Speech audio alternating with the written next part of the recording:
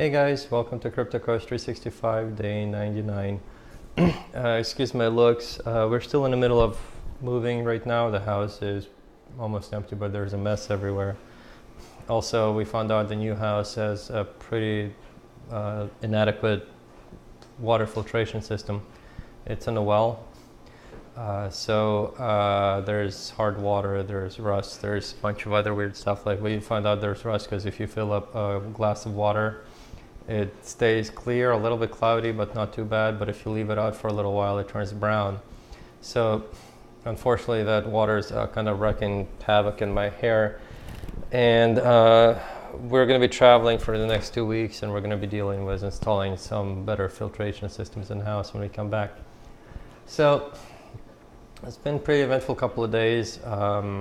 Left my microphone and stuff here before we moved, and then I didn't have a chance to come back up here. But I went to a little conference, I guess, out in the woods called Anarchon. It's an old local anarcho-capitalist from Virginia. I get together there to just talk about stuff. Did my presentation on Bitcoin, mostly explaining what it is, how it works, what the future possibility is going to bring, and answer a bunch of questions to people who didn't know much about it.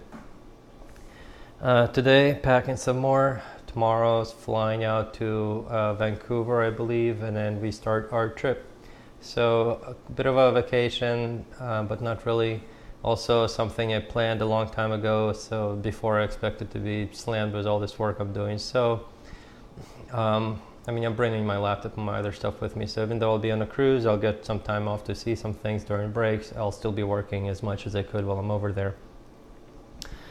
Regarding crypto, not really much continuing to happen, which we're kind of in the lull portion of cryptocurrencies, I guess. We have, generally there's a very exciting couple of months when it ramps up the way it does, or the way it did with the last bubble and all the previous bubbles, or there might be a lot of excitement with regards to new things or contentious things happening, like we had SegWit enabled a year ago, and we had Bitcoin Cash come out a year ago, so there was a fork.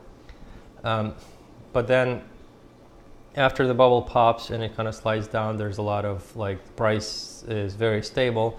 It's kind of ironic, everybody wants a price to be stable, but then when it actually is, there's not really much going on. It's not a good investment when it's stable. It's just boring to follow.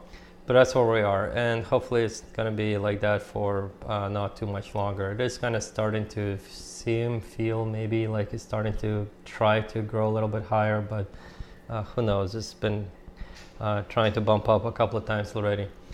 September, hopefully we'll finally hear a decision on the ETF. If that is a positive one, it should reflect positively in the price. If not, it shouldn't really affect the price much at this point, because I'm pretty sure we hit the bottom. With regards to Bitcoin Cash, there's a bit of fighting going on, and there might be another hard fork pushed on it too, because there's a split in the community once again, or rather a split in developers. And there's an article out there saying that Bitcoin Cash being used to forking is not a good thing, because now there's going to be constant splits, and they even said that it's possible that Bitcoin Cash might be attacked by a government entity, that a malicious government created fork might split up Bitcoin Cash, which and it claims that this is something that Bitcoin is immune to. But that doesn't really make much sense, because Bitcoin itself already had a fork, which is Bitcoin Cash, and I am very sure that Bitcoin Cash was not the last fork that'll break off of Bitcoin.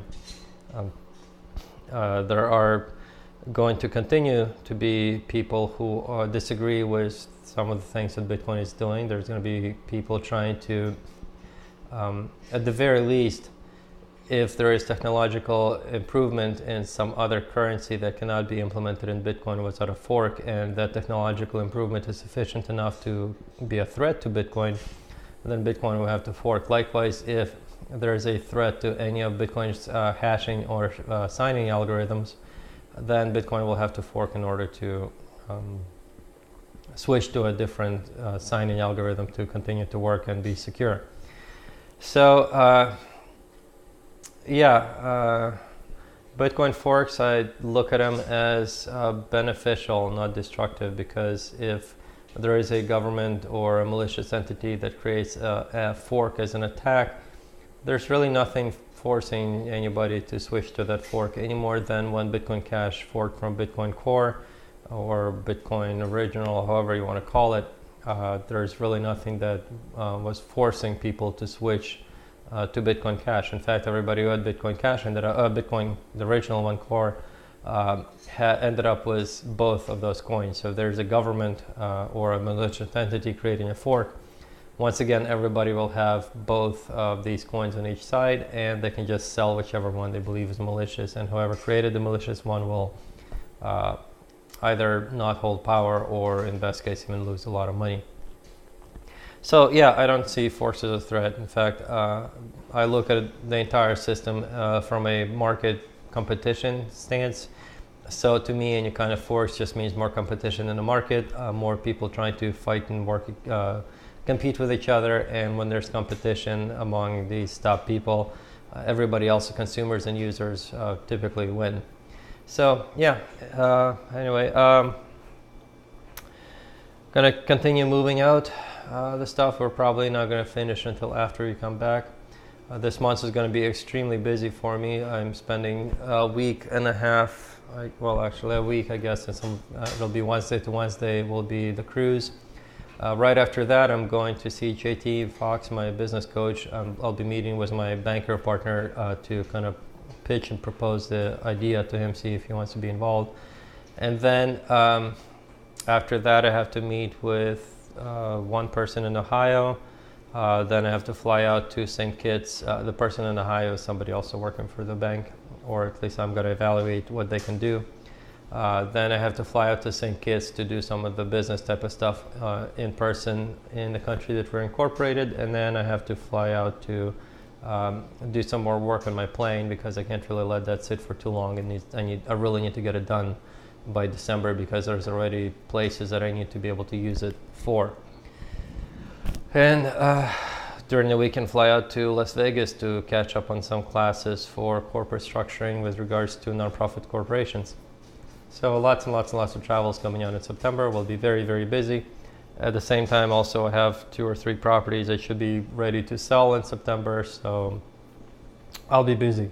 But nice thing is you'll be able to follow along and see how things go, whether I manage to manage it, which I'm sure I will, and what kind of problems I'll run into. So anyway, I'll talk to you guys tomorrow.